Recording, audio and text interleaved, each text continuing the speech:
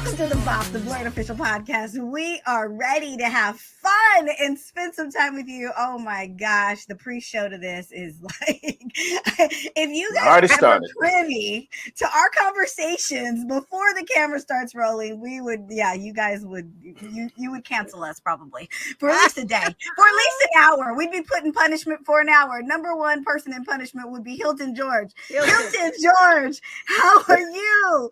We're going to change the name of the show to Timeout. Yeah. We spent an hour just with our faces, our backs to the camera, looking in the corner for an hour. That baby would be put in the corner, no question, right? Featured on the BOP Plus. There it is, BOP Plus. Sign up for it now. There you go. Yes. How are you, Hilton? Look, we come in every now and then with a show that, we kind of freestyling. Sometimes we all don't know this, but we have a format and we know we're going to talk about, and this is more of like just us getting together. So we're going to talk about stuff, but it's going to be a little bit more us and a little more of our dynamic, I guess, than what's in the headlines and the news. So that's going to be fun. I'm looking forward to it. Yeah. I know, right? Because when we're impromptu, it seems to always come together. Christi Renee, ready to give you guys a tarot reading. Ready to, you know what? You're not supposed to join in. Hilton had to make fun of her curtains in the back. And look, she got one of them leopard print chairs too. Look at her. She done put us on timeout. You do look very like you could be Miss Cleo's cousin. If you wanted to give a tarot reading, I would take one. How are you? I have no words. I have no words for y'all today. I don't know what we're doing, y'all. I don't know how I'm supposed to get through. I'm still adjusting. I've got Alexa, stop. Alexa don't tell me what to do. She don't tell us what to do. Oh my God. I know. It's some craziness. Hey, how are you? I'm in rare form. There's always something. I'm on respite. And so I am away, and this is what you get. You get lovely curtains. I wish I could show you the nature that I am surrounded by, the beauty of the land. It's the layout. Send me some pictures. But you can't do that. You can't do that with a government safe house, though. You can't. You're right. Because people use Google Earth and then they find you. Right. So you got to wait till after the trial, after you testify, after the mob go to jail. Then you can start geotagging again. Yes, straight from witness protection. I can't stand Hilton. Hilton gets on my last. I love him, but he get on my last nerve because it's too funny. It's too real. That's okay. We've all been in witness protection at some point. Yeah, we are. It is all good. Life takes swift changes and swift turns. Y'all ain't right. And we are happy, Christi Renee, that you are here with us. We are happy. You're here. Made it here with us. Even underground bunker Christi is with us. She's like, I don't care where y'all put me, FBI. I need Wi-Fi and my laptop. Y'all. But I know. She is in the Ukraine as we speak. Christi's hiding in a bunker in the Ukraine. No jokes aside, those people that are hiding in bunkers in the Ukraine, God bless you, Godspeed. Yes. That is real life situations happening in different parts of the world. Sudan is like real life situations are happening there. All of our prayers go out to everyone. Guys, we lost a legend today. We lost Harry Belafonte, who, he lived a long life, well into his 90s.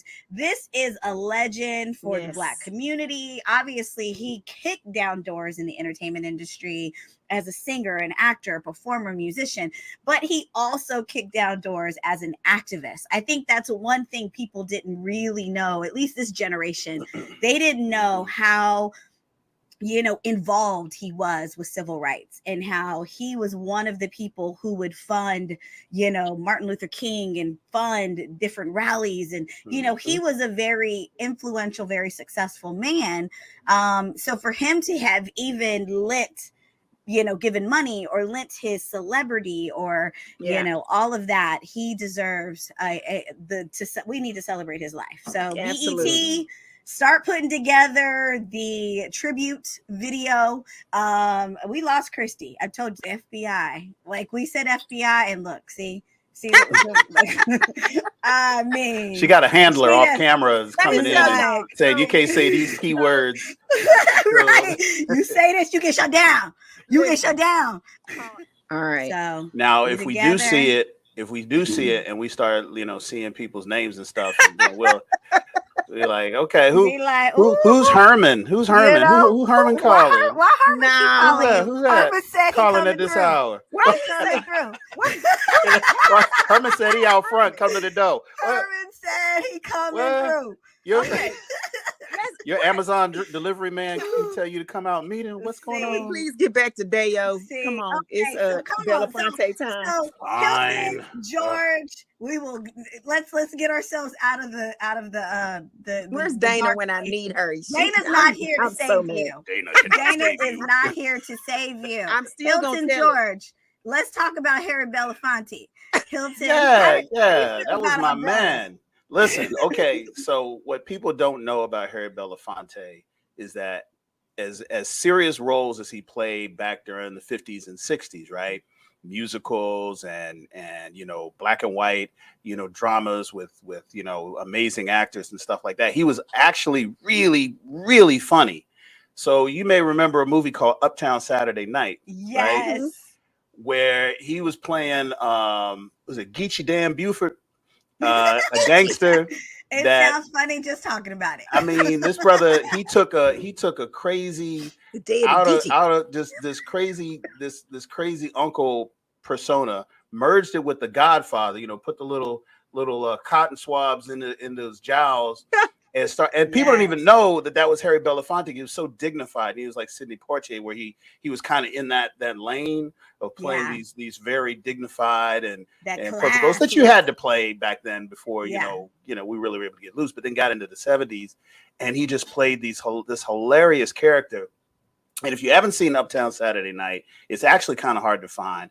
But it's also got Bill Cosby in it, so it may not be on a whole lot of broadcast or streaming channels. It's hilarious. But it is one of the funniest movies of the 70s. Got Richard Pryor in it. Yeah. It's got, there's so many actors. Isaac Hayes is in it. I mean, listen, I'm telling you. Talent. So that's really how I got introduced to Harry Belafonte as a kid, was through Uptown Saturday Night.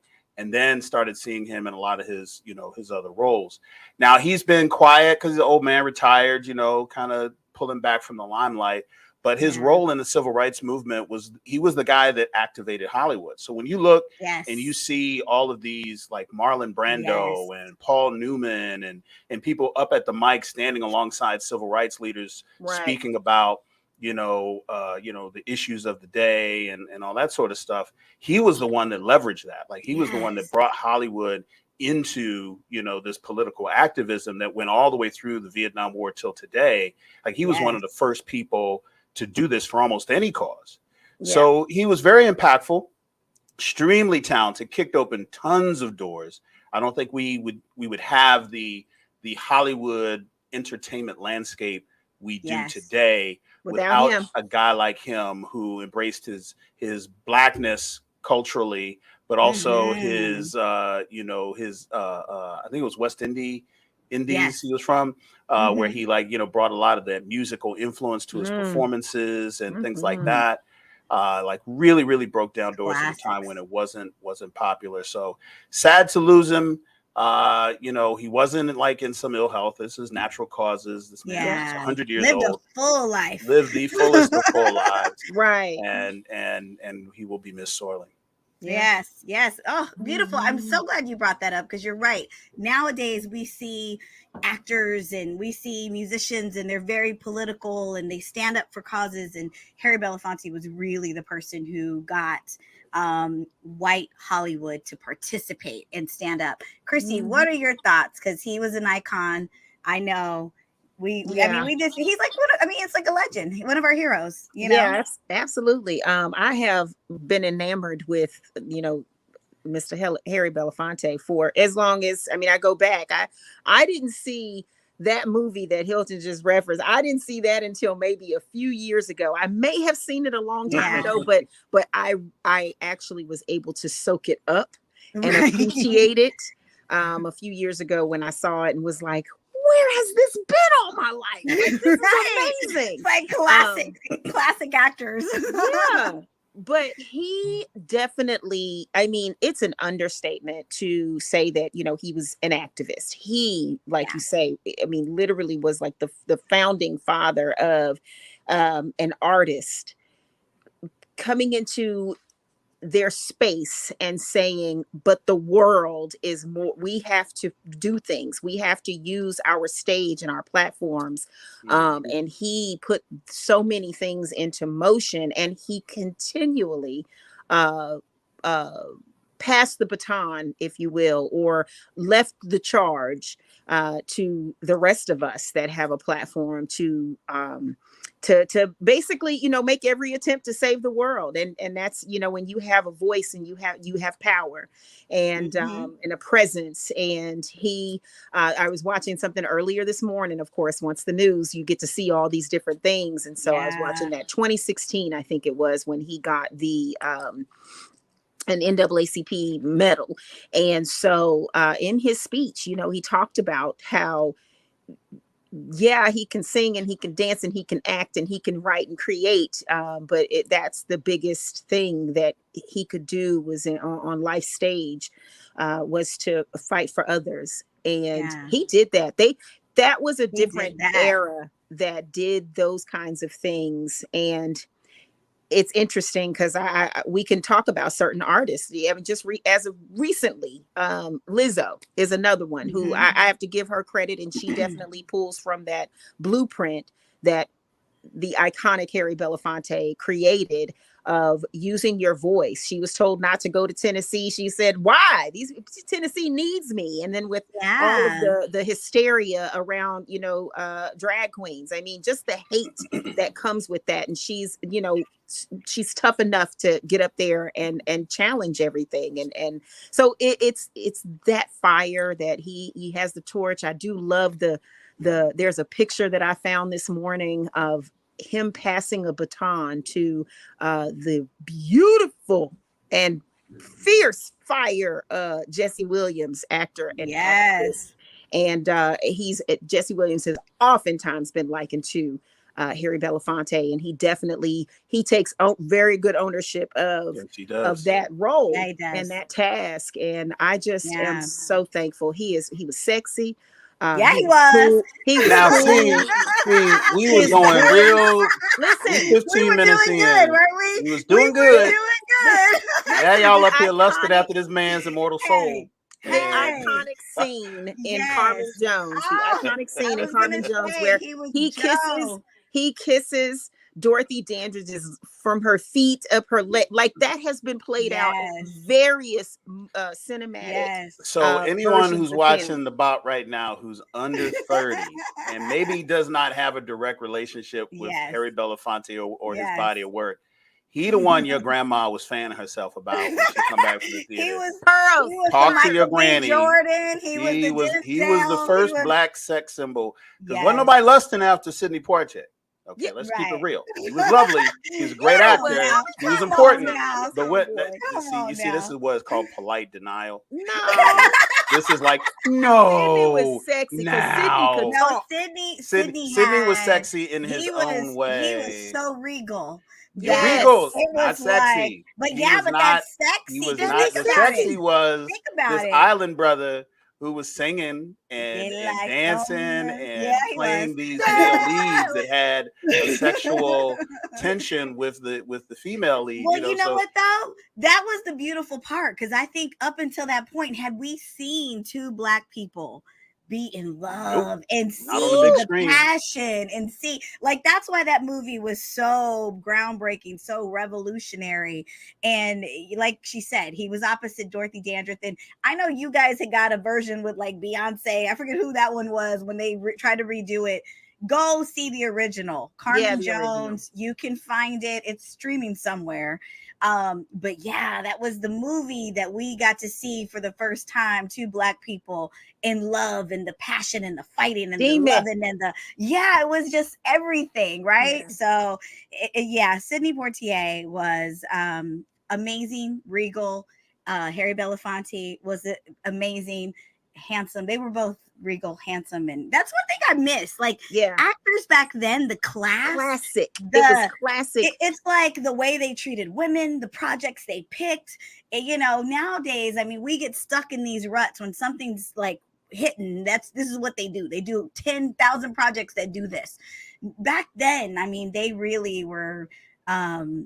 You know, the amount of roles that were coming down the pipeline were far and few, but when they made something happen, they really were selective with what they chose, and they made it happen. What were you about to say, Christy? I can see those wheels turning. Well, no, to your point, I was just going to say, if you all haven't seen, I think it's on Netflix, Hilton, you might know, Am I Black Enough?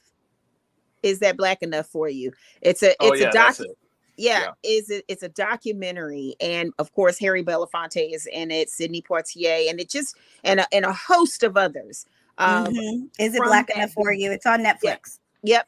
From that beginning of, you know, us really getting finding space in that Hollywood setting. And it is incredible, but they do so much behind the scenes and stories that you've never heard before, and tales of, you know, whether it's, you know, victory or defeat. They give it to you, and they talk about whether and it's the good, the bad, and the ugly, you know, of blackness in Hollywood and these iconic figures and moments that we came to love. But that's an excellent reference point, I think, to give us a little bit more, I would say, appreciation for those that, you know, come before us and pave the way. So and that's what I think. That's what I think, like when someone like, you know, Harry Belafonte, when we lose one of our icons, if we do nothing else, I think that's when you have to take the moment to go watch these older films, to go do research, to actually, you know, appreciate, you know, our journey and how we've gotten here. It has been a lot of people that have blood, sweat, and tears just to pave the way to open doors for people like us to just podcast. And that's not homework. Like it sounds like homework if you're under 30, but there's some really good movies and good stories being told, even though there's no CGI and there's no giant robots or Michael Bay explosions. You know, just some of these amazing movies that they were in, you know, Guess Who's Coming to Dinner, you know, there's this whole, you know, library of movies that are just really entertaining, that aren't, you know, filled with like, you know, gossipy drama like reality TV, but really, really are methodically talking between actors and giving them a chance to perform. And, you know, if you can put yourself in the place of somebody watching this movie for the first time in the 50s or 60s, you can really, really, really enjoy some of these stories. And a lot of these stories involved actors like Harry Belafonte, who did so much for the genre and opened up so many doors for these stories to be told. Yeah, I agree. And he's right. It is not homework. It is just pure entertainment. If you like good movies, if you like quality projects, check some of those movies out. Another thing that's been happening that has just put us in a place. Oh, it's been very difficult to watch this all unfold, and it's still very new. You guys know we are huge fans of Jonathan Majors. News broke a few weeks ago of a potential, you know, assault charge. I don't know what's going on. I've heard so many conflicting stories, and I know, like, usually in these situations, you're advised by your lawyers to stay quiet and we'll put out a statement, but we haven't heard anything really from his camp other than a few things from his lawyer. And it's been very upsetting. Now, I will be the first to say, you know, if a woman has been assaulted, if something has happened that has been, you know, terrible, and supposedly there's more than one person that has come forward, I stand solely in, you know, I want justice to be served if there is a crime that has been committed. But in the same breath, you guys know, Black men in Hollywood, Black men in a political circle, just anywhere that we have found success, we have been accused of things. And there have been times people are falsely accused of things to derail their career.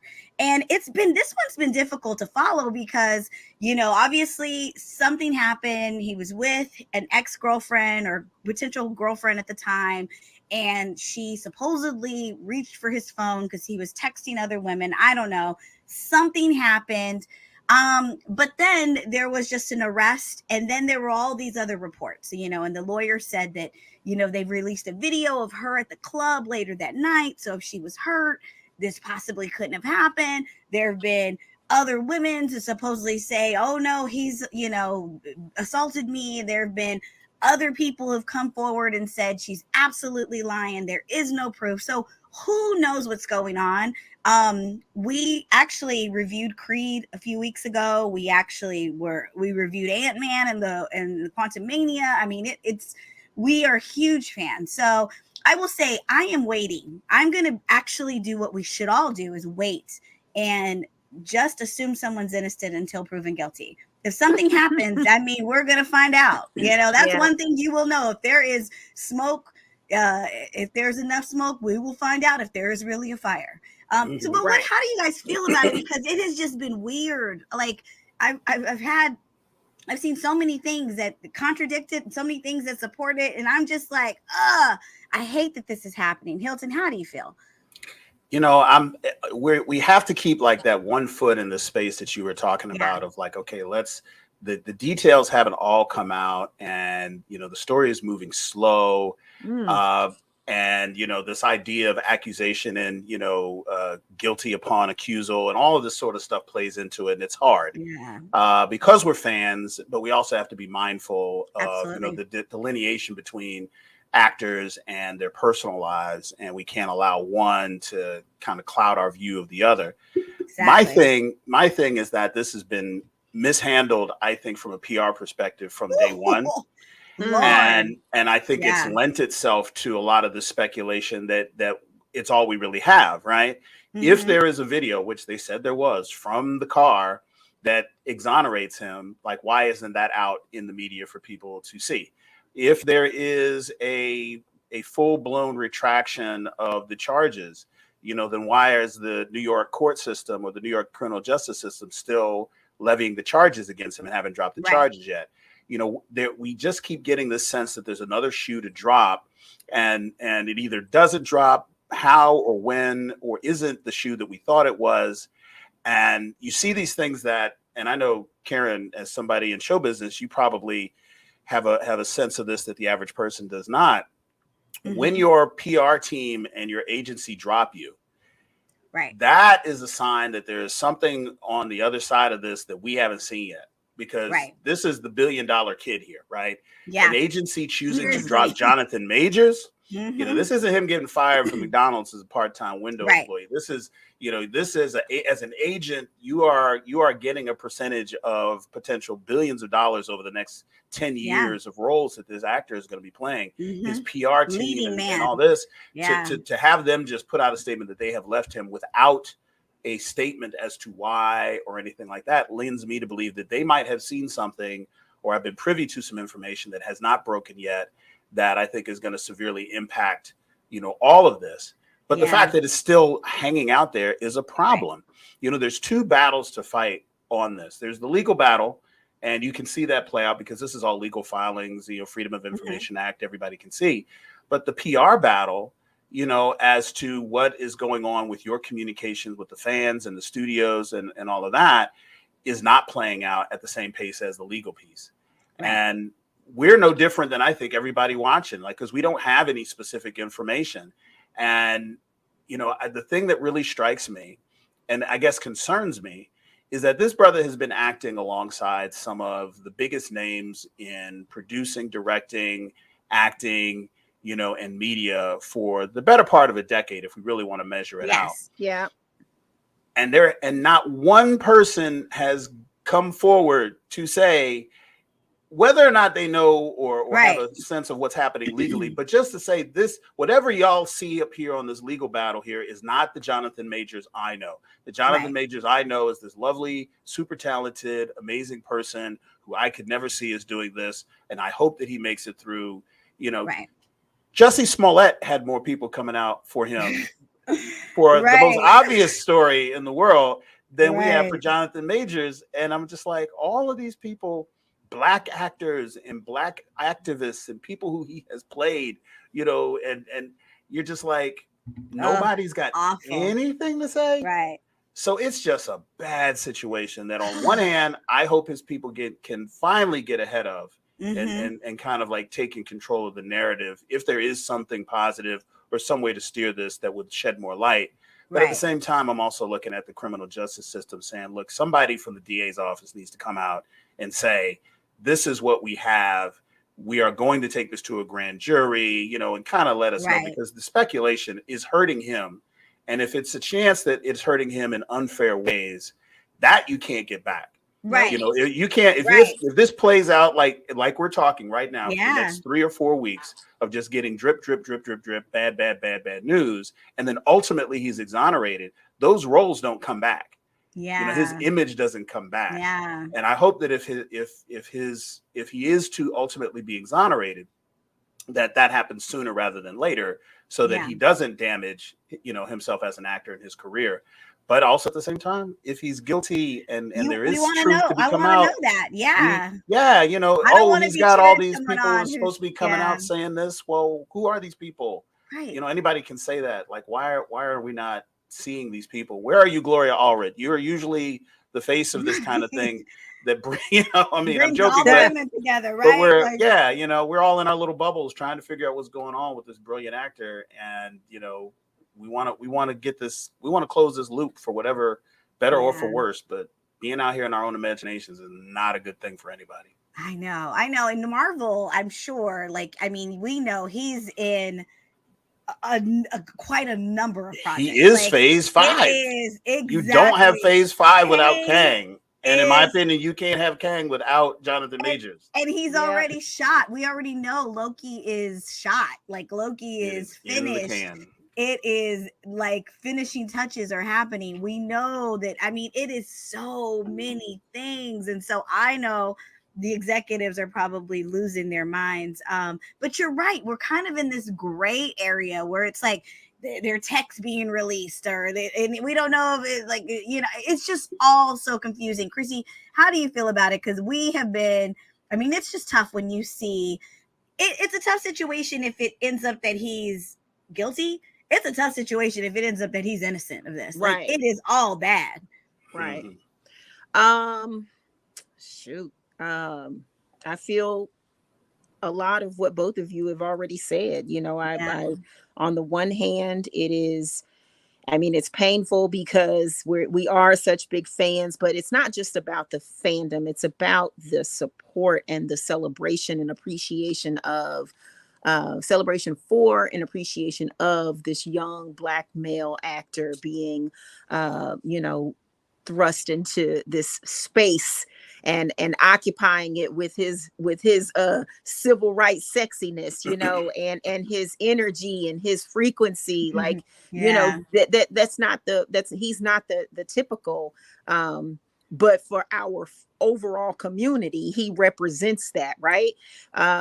So you have that on one hand. So of course we do want to sit back and watch this thing kind of unfold, and in hopes that whatever the case may be, whatever, you know, come what may, there is not only, you know, justice for whichever way it goes, right?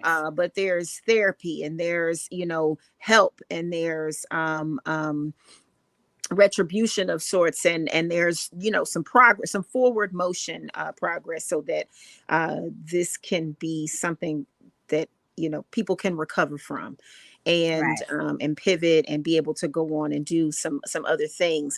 You know, I also hear what Hilton is saying, that it is bizarre that no one is coming out giving so much praise, although I've seen a few things. It's not a lot, like you say. I don't know, the whole Jesse Smollett thing again, that shit is still so confusing to me. That was like the buffoonery of 2020, or like, it was I still what is happening? I can't believe that still happened. Like, that actually happened. I said, which is again bizarre. It was like just this big giant, shit show. But here we are in something that is a little more serious and also a little more relatable, I guess. But I also don't see anybody run into the mic to talk about how horrible he is either.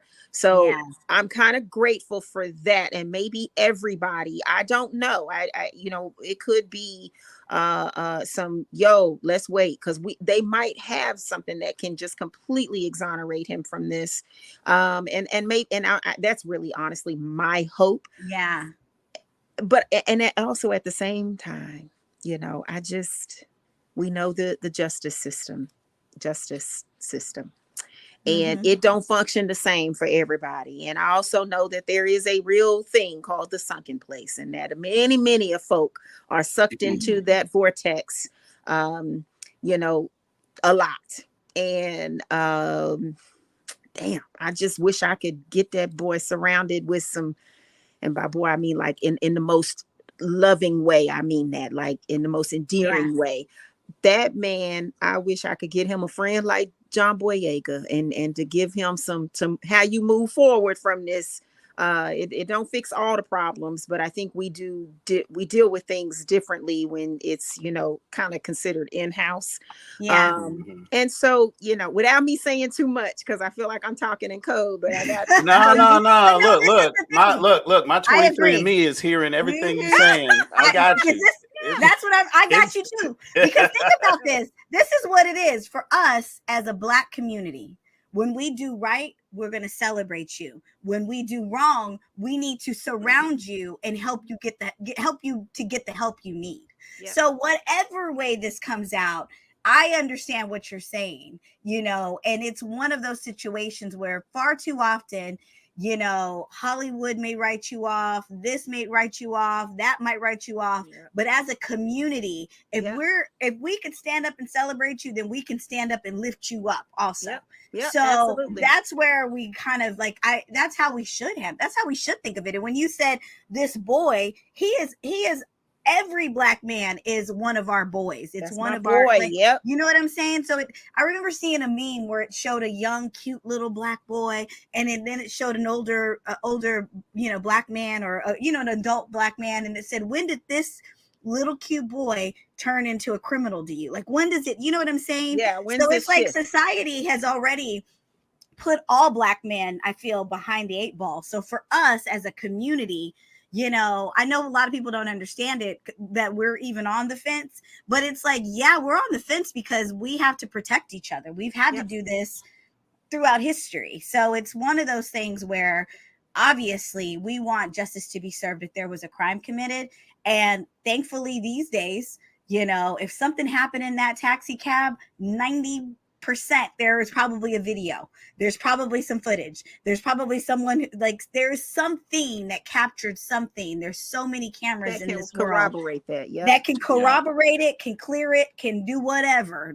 This is the thing. So hopefully, like Hilton said, we get some footage, some information that, if we were able to get the footage of Solange and JC in that elevator, there has to be some footage. There's some receipts. Of what happened. Yeah. And if that's the case, like you said, if he's fully exonerated, then his lawyers, his publicist needs to put that out. I know they released it. It need to come out on TMZ. Yeah. We need to see it. Well, and that they released the text messages because she messaged him afterwards and was like, I didn't mean for you to get, arrested. I'm going to clear this up. This is not going to happen. But that could very well also be a victim who is afraid. And, because women who are in a violent situation don't always react, they will try to protect their abuser. So who knows what that is? But like you said, if there's a video, somebody leak it so that we just know how to handle it. But God, it just sucks. It is a shit show, and it's bad. It's bad not just for him, but it's bad for the industry. It's bad for us in general because it puts us in an awkward place for all the reasons that you just said, Karen. Yeah. On one hand, we want to protect our own, But at the same time, we also recognize that there are many of people, especially as a man, I have to recognize and do that a lot of brothers that I might call friends or homies or brothers or whatever, you know, have issues. Yeah. And are not right. And are not, you know, even though you and I as individuals have these positive relationships, doesn't mean that you're not doing bad over here on this other space. That's I true. can't see. Exactly. And so we don't want to, so all could be true. Yeah. And so we are kind of frozen in place because we're not being given, you know, the narrative that allows us to wrap our head around what happened. Because we all have experience with domestic abuse, secondhand, firsthand, and third hand. Right. And we know how these dynamics play out depending on who is seeing it and from what angle. And we're trying to change that as a society. And I think that we know also that we've been wrong before. Like we've condemned brothers and put brothers on death row and put them in jail. And ultimately the DNA says something or somebody recants their testimony. Yeah. 20 years later, they come out, you know, and we also recognize that. So I'm like, somebody on his team need to start getting in front of the microphones, because it's not what they're doing right now ain't working. Yeah. It's weird. You know, I said this before. This reminds me of, God, I love this young Black actor too, Nate Parker. Yeah. And his story was somewhat similar. And again, they look like they remind me of brothers, these two. And it's like, what are we doing? What is this? Every 10 years we get these, you know, amazing actors that look like this, that they are the, you know, poster board for Black male. And I don't know what it is. I really hope that it's I want him to be good and right. Yeah. I just want I want everything. Like if it were, you know, it's like at the end of the day, you just hope nothing like this would happen to any woman. You hope nothing like this would happen to any man. There, done that. You wouldn't want anyone to be hurt. You wouldn't want anybody to be wrongly accused. You wouldn't want anybody's career to be affected. Right. Like it's just all a terrible situation. And it can't be, it's like it's one of those tricky conversations. It can't be just brushed under the rug. Like this is some stuff that you're right. Like it seems like every, 10 years, something like this comes up. And I know like Nate's situation was different, but it was just all bad. It was all bad. And his career was drastically affected by that. Yes. Like it was, and from what I understand, he went to court for that and was exonerated from rape.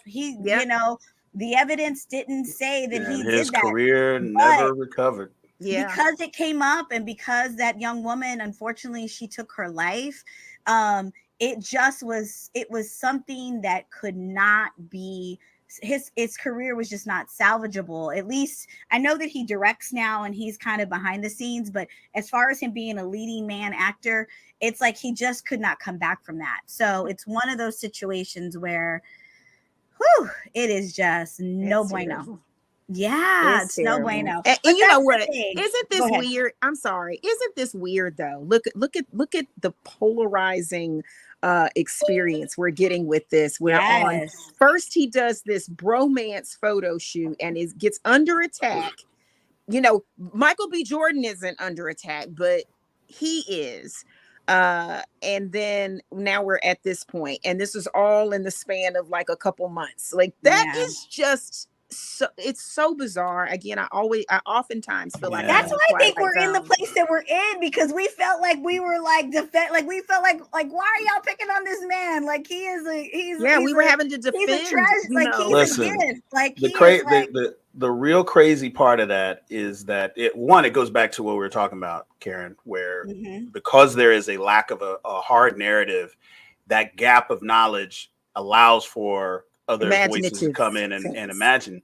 But what I noticed, and I commented on this on social media, I was like, you notice that the brothers that came after Jonathan Majors for being, emasculating Black men and being effeminate and all of this stuff because of that, and the Vogue, or was it Vanity Fair photo shoot? We got one of them, Vanity Fair. Right. The combination of those two things, he was emasculating Black men and da. Those same voices turned around and was patting him on the back and supporting him when they thought he beat a white woman. And I was like, wait a what is minute that? now. Like, Ugh. what is your definition of masculinity? If he It's so is the skewed. problem, he is what's wrong with Yeah. black masculinity in the world on one day. And then when he gets accused of beating a woman, then all of a sudden y'all are like, nah, black man, this and that. I'm like, your view of masculinity is being shown. Yeah. And you're like, how you say your slip is showing. Yeah. And I was like, some of the same people that was tearing him down for being emasculate and Yeah. effeminate or whatever they called it, were thought that this was some demonstration of masculinity, being accused of hitting a woman. And we're coming out in support and writing these think pieces. I was like, scroll 4 posts ago, you was ripping this brother down, and now we're celebrating this, and like, we're celebrating what this. is going on in Andrew The Tate's horns. internet where y'all are feeling like these two thought processes can coexist in the same brain? Yeah. And then they trying to take the rest of us along for the ride. And I'm kind of like, yeah, like, no, thank is you. the only thing thank y'all you. are supporting I'll get off. is the fact that he supposedly hit somebody or hit a woman? Is that the thing that made y'all turn your view? So it says so much about us, how we react to ourselves in these difficult situations. We're reflecting ourselves off of this situation because we're not getting, any information from him, and the story is not playing out. Yeah. And that also is unfortunate and destructive.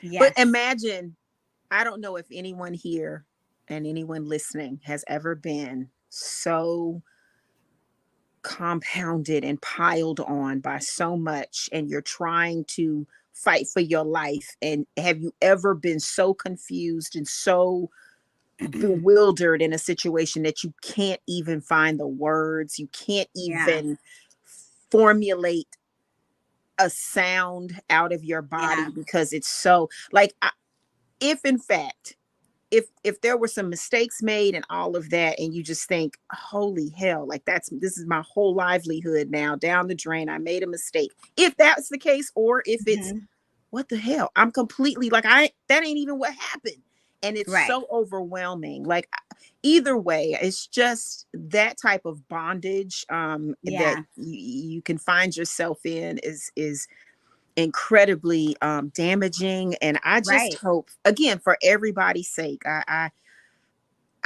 hope we get some clarity. I hope it clears up, and that he can, everybody can come back from this. Right. I hope everybody can come back from this. Jeez. Whew, I know. Oh, okay. So, guys. That was deep. That terrible. Was so Make deep. me laugh. But you know what it is? It's like, we've been here before. I mean, you think about the Kobe Bryant situation, when all of that happened with Kobe and the world turned, and then he went to court, he was exonerated. Then he went to doing all these great things in his career, and became a champion, became someone people just revered. And when he died, people brought that up. I mean, Gayle King brought that, like, she almost got uninvited to the barbecue because it was like, what are you doing? Like, this man was exonerated, and he has had a whole life's work, and none of that has ever come back. Yeah, and he's dead now. So it's like, how are we talking about this? Why didn't you call for an interview when he was alive so that he could have said, look here, Gayle, like he could have checked you, or at least had an opportunity to defend himself. Like, it was just so awful. So that's where it's like where it puts us as a community in a slippery place. Like, it's like a slippery slope for us, because you don't want to obviously defend, potential bad behavior. We don't want to be a champion of that, but you also don't want to be a champion of someone who's falsely confused. And even if you are exonerated, you're still attacked. It's like, we aren't playing those kind of games, and not everybody can be Kobe Bryant and like resurrect their careers and and go through a lifetime of as if that was just a bad chapter. We don't often get to have a bad chapter. Black men and women don't ever get to have a bad chapter. We don't get to be a bad day. We can't even be bad.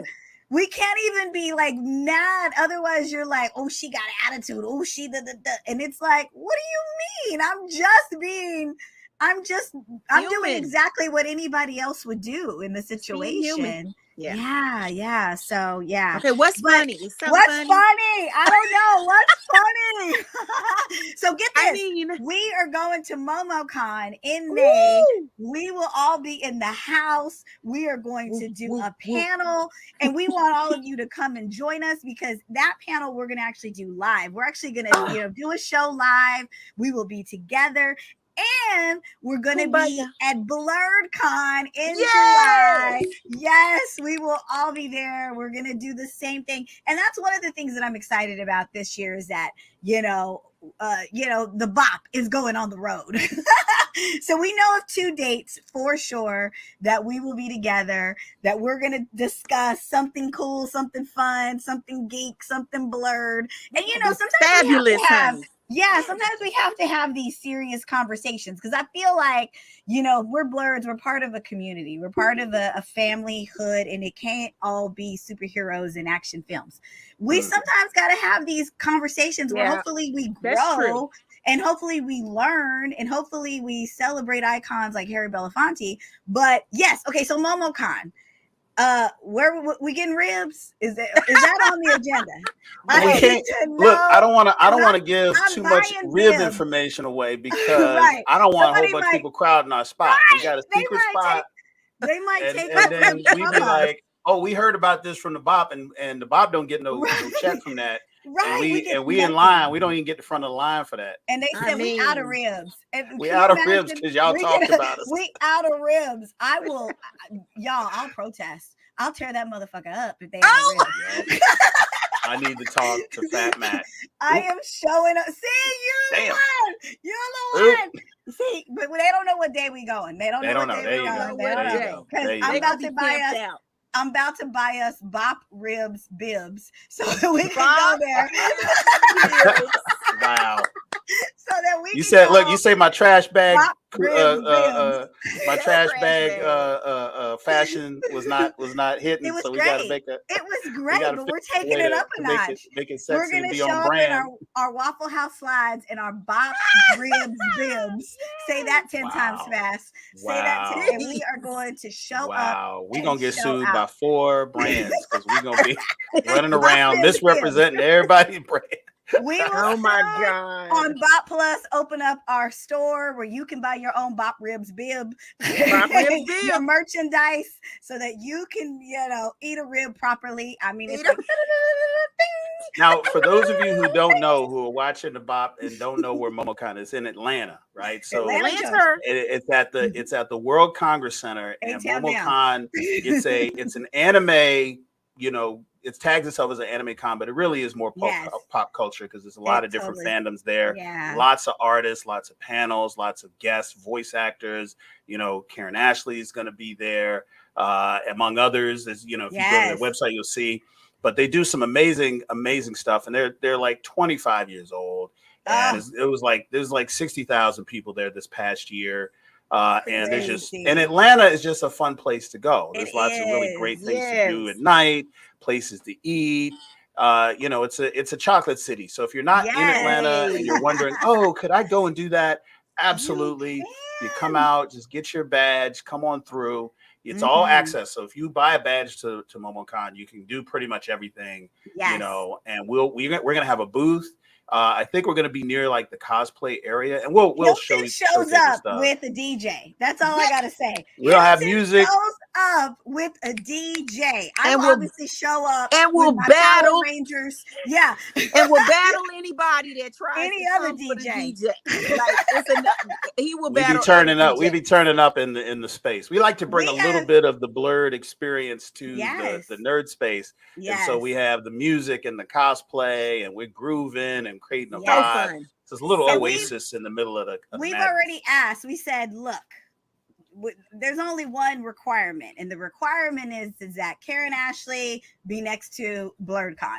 Like, that was in my contract. Look here. And so, we will be right by each other. Christi and I will break out in song and dance at any given moment. And I'm ready this year. Because y'all remember BLERDCon, I'm sorry, not BLERDCon, but MomoCon was my very first con ever last year. And I You've done at least 8 cents. I've done more than that. Way more than that. She cashed in her 10, V card 15. At MomoCon. So it's a special place in her heart. Cherry popped, honey. Cherry. Ew, it was so fun. Yeah, we had a ball. And what I love about it is that it happens to be over Memorial Day weekend. Mm-hmm. So a lot of y'all are already off. Right. And you're probably wondering what you might do with that weekend. And if you're within driving distance, it's easy. If you fly in, it's easy because it's Atlanta, it's a hub airport. Only real difficult thing is like just trying to pick where you're going to stay in case you want to walk or, you know, all that sort of stuff. But even if you got to walk, even if you got to Uber, it doesn't matter. It's just going to be so much fun. There's going to be parties. There's going to be music. And as you heard us say, there's a lot of food. But listen. This is where if you got like blood pressure or cholesterol issues, and all this stuff, Atlanta is not gonna help you out. It's not gonna meet you halfway. Bring your blood pressure pills. Bring your pills. You might be popping them like chiclets. You'd be like, because listen, I'm telling you, everything in Atlanta is just a little bit blacker. The blackness is turned up. Yes. Right. So when you get the sweet tea, I know you used to go to Pizza Hut. And they give you the sweet tea, and it's like, oh, well, that's all right. Ooh, this tea gonna hurt your teeth. Like instant cavity. Like it's like I order a Diet Coke and they look at me funny. Like it's like I cussed them out or something. Like, and don't order unsweetened tea. That's an insult. Yeah, they like we ain't got that. They don't even have it. On you if they have it. But even if they don't, if you ask for it, they were like soul food. Okay, let's go do soul food this time. I'm gonna see. We can do both. We're gonna be there a couple nights. I want ramen. I want soul food, ramen and ribs. Listen, and this time soul food, ramen, ribs. Soul food, ramen, I'm going ribs. To parties. Oh, yo, you going to the party? So 9:30, you're not gonna be on, and you're gonna have some 5-hour energy. I'm gonna put her in an Uber. That's her. I'm gonna put you in an Uber, and I'll be like, I'll see you when I see you. Okay. Here's the key to the room. Look, what time I need to show up the next morning. We have different, like, this is the thing. Christy and I have different con experiences because Christy goes, she's having fun. She's helping me. She works hard. She helps me. But like, I'm like on the moment I walk in, Aisha Campbell shows up. And Aisha, the Yellow Power Ranger, has to connect with people all day. So I'm talking and talking and talking. And the most I have is energy for dinner and conversation. And then I'm like, by the clock strikes 10, I'm like, I'm kind of good. I don't want to talk to nobody. So we got something Hilton, you got to take her to the rave, Hilton. Christy, listen, this is what we're going to do. Okay. I have people in my crew like Karen who the key is don't go back to the room. I can never stop. Don't go back to the room. I told her. You just got to figure out. Wait. Y'all have to understand though. I can go back to the room. And I know you can. Okay, yes, she can. Yeah, I can't. I can't stop. So we got to figure out like, okay, how do we do this so that we go into the con to get soul food and then hit the club. So it's all, you know, the Aisha Campbell's turned up. All the lights are on. Yeah. Because the minute that temper posturepedic matrix is in front of her, all the stuff starts shutting down. I'm done. All the systems start. When that shower run, that shower run and them lashes come off, baby, she is like it just done. And see, look, black people have ways of telling you that they're not coming out, right? So you be texting, hey, Karen, we at the party, where you at? And she'll be like, how long y'all gonna be there? And then you're like, I'm not coming. How long y'all gonna be there means I'm not coming, right? All over there. Yeah. Who all with you? Who's with you? Yeah, that's the best question. Y'all got a booth? Can I sit down? Can I put where do I put my coat? Right? Yeah. But that's the thing. Like but see, this is your 15th con. This is like my 15,000th con. I realize I've been doing cons for 15 years. And so it's been like con. Like literally, guys, I was at a con this past week and they had a massage therapist there. And they were like, yeah, you know, just set, you know, pick a time. I was smart enough to pick the time. I ended at 5 and my appointment was at 5:30. It was a full on, like she massaged my eyelashes off. I came out like this. I came out like my ashes were like in my hand. Yeah. And so y'all know if I even have one remote second of just relaxation or just I sit down, I think that's what happens when we go to dinner. I'm sitting there for an hour and a half, and I'm just sitting there, and then the tiredness sets in. Yeah. No, listen, you deserve it. You listen. I'll try one night, but I ain't making no promises. I'm gonna say it's like a game time decision on whether I'll come with y'all. Don't nobody put out the energy. I've been to enough. Spent all last year, doing several, and I have been able to take account of what I see other people like Karan Ashley doing, and don't nobody work like she does. And we work, and I love us working together. I like to touch everyone. I like to talk to everyone. She is so fully engaged and so intensely connected to the moment, and which again guides how if she on 10, I'm gonna be on 12, because I'm like, buy all this shit, buy all this shit. So she works so hard. She's right. She has to be before she even leaves. I mean, just the packing up of all of the merch and everything she has to do, all the arrangement, everything. So listen, when you want to go home, I ain't mad at you at all. I'm just saying. She never guilts me either. I'll be like, ever. No, because look, remember, MomoCon is 4 days, and the crowds are in the tens of thousands. Yeah. And oftentimes at Momo, you're the only ranger in the building. So you're the lightning rod. It's not like Ranger Stop where you can diffuse the fandom, around everybody. It's like you are the one. So all the Ranger fans, they done got dressed up. They stand in line. They are scared. I have seen. Listen, we all are so comfortable with Karan, and because we know her, but it's so interesting to see in the convention and the fandom experience how many people.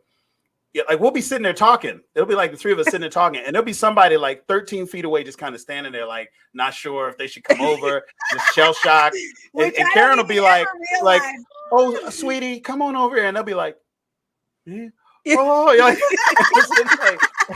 and even people I know will be like this. They'll be like, "Oh man, I don't know if I should go over and say hi." Like, she's actually here for you to come over and say. That is the reason she's here is for you to go over and say hi. The whole booth says, "Come say hi." She's not like at the bank, trying to do some transaction. I'm not eating my soul food. Right. She don't have a rib hanging out her mouth or something like that. But she's literally at her table come and say hi at that doing moment. this. Right. This is the time, Yes, but people do get intimidated. That's but here's the thing. I think this will be even more fun at BLERDCon because everything is all self-contained. So we're not like, BLERDCon doesn't like have that hard shut off where like, okay, now you got to leave your table and then go off and do something else. It's going to run. And then the after parties and all the events that happen after 7 just kind of happen. And they're just right across the floor from like where you were usually set up. It's like right there. So there's no trip in an Uber and going over here and there. And then with the food trucks, if you're going to get food, you're like, 30 paces to eat, so we might get to see more of Karan Ashley in that zone at BLERDCon, maybe than we would at I might get Momo. on stage and do this. She's been turning up a little bit lately. So I've been turning up. I was at MegaCon and I actually went out, and Walter Jones is my witness. I went out. I was at. You was with Walter. Oh, okay. He was like. She was with the Pied Piper. That brother. He is like he's the salsa dancing partner. You talk about keeping up with Karan Ashley. Yeah. I only lasted an hour though. I was like, okay, good night, bro. Good night, bro. Yeah, all right. That's enough. I came, we started, I bounced, he stayed. Even I don't think I can hang with Walter E. Jones. He's a lot. No. I can do a little bit longer than you, but I can't do that much. Yeah. Yes. Huge congratulations to my Power Ranger family. Once and Always came out this past couple weeks, and we were number 3 on Netflix out of the whole United States. And yes, so we are very happy that you guys are so happy to see the special. Yes. We haven't watched the special. I know. The special. We That's on the next episode. Watch. Yeah, look, and maybe I'll get some of them to come and talk because the nostalgia mainlining. It's just like it just washes over you, and it's so endearing, and it really is. It really, really, really is. I watched so well in this. Very thoughtful episode. Yes. So. Yeah, and it was shot prior to. I mean, obviously, this episode was dedicated to Thuy Trang, who we lost in like 2000. I think it was 2001. in a terrible car accident. And so it was like overdue. She deserved an episode. You know, she got the party started as the Yellow Ranger. And so I loved the idea of what they came up with and the whole thing. But this was shot prior to us losing Jason Frank. So it was like, we knew there was going to be a tribute. We didn't know what it was. And we were able to see it probably like a month before it came out. And we were like you, we lost it. It was so touching. And yeah, so if you haven't watched it, watch it. It's good old Power Ranger nostalgic fun. They were able to bring a lot of us back, and you felt that same way you felt in the 90s. And Walter Jones was amazing in it. Since we were talking about Walter, he was amazing. I was like, this brother's in his 40s, jumping around like he's in his 50s. He's in his 50s now. He's like 53, I believe. And Walter Jones is like, See, I done took years off the brother because he breakdanced. Because he looks he looks like he's in his 30s. Like, what is he? His motto is Zach don't crack. And Zach like don't for crack. real. He is, he was amazing. Everyone was amazing in it. Yeah. But he for me, it was so cool to see him like walk in front and say, it's morphin' time. Like it was just like, I screamed in the theater when that happened. We were watching it next to each other. So yeah, but guys, watch it. We're at the end, guys. We're at the end. This is it. I know the time flies when you're having fun. I know, gosh, but we'll be back. You guys tune in for some more, the BOP, the BLERD official podcast. You know, we're here every Tuesday. We want to hang out with you. We want to discuss things with you. If you guys ever have topics, send them in. Tell us what you want us to talk about, and we will give you our unsolicited opinions. Right. The Waffle House episode is pending. We're going to do it. Yes. We need to do a waffle. We need to be in a Waffle House and do a whole episode. 2 blocks. There's 2 blocks from right MomoCon. there. MomoCon. Right there. Left. Like, guys, I think we figured out what we're going to do, where the after party is. We have figured out where the silverware. It's so authentic. Oh my God. I just want them cheese eggs and that chicken breast. Okay, so guys, tune in next time for the BOP the BLERD official podcast. We love you. We mean it. Bye. Tune in every Tuesday for a new episode of the BOP the BLERD official podcast.